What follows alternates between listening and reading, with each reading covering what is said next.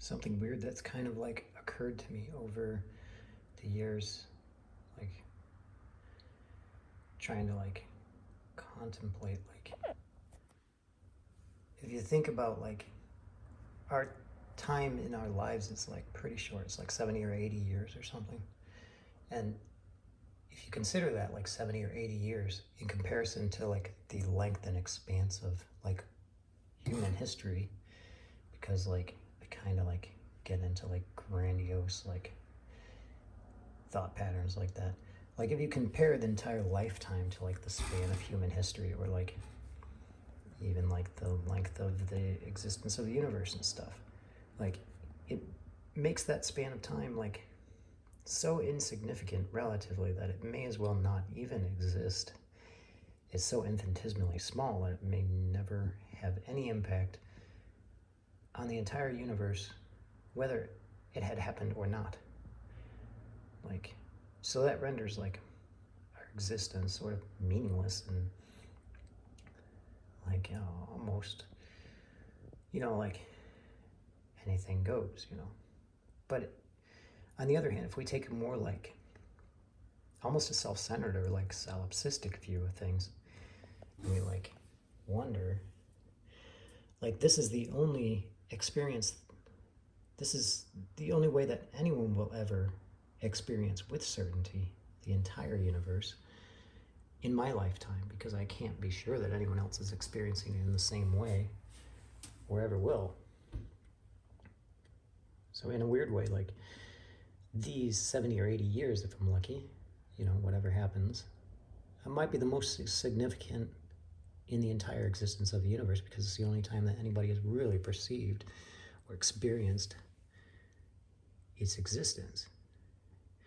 I mean, the entirety of like the universe could like before and after me may or may not even exist.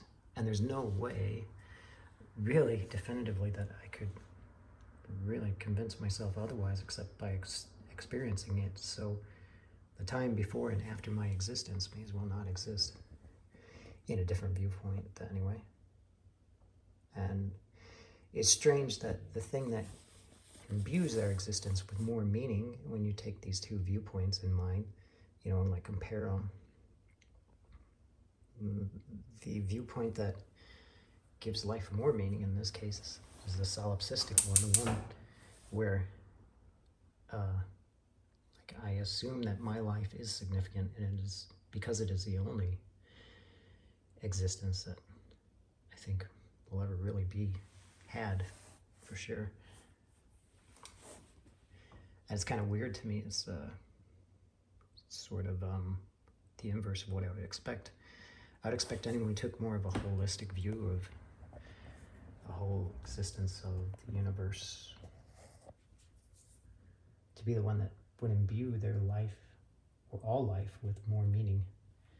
But if you look at it this way, that's not really the case. It's the person who assumes that their existence is the only one that's really valid or really matters, is the one that imbues that short lifetime with more meaning, makes it seem more significant, or significant at all. So I wonder what this means about like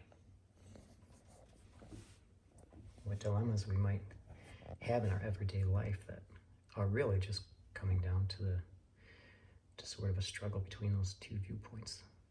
The one that's sort of doesn't acknowledge a sort of an external world and shared experiences by other people, that sort of diminishes inherently like that, the whole meaning and purpose and significance of life.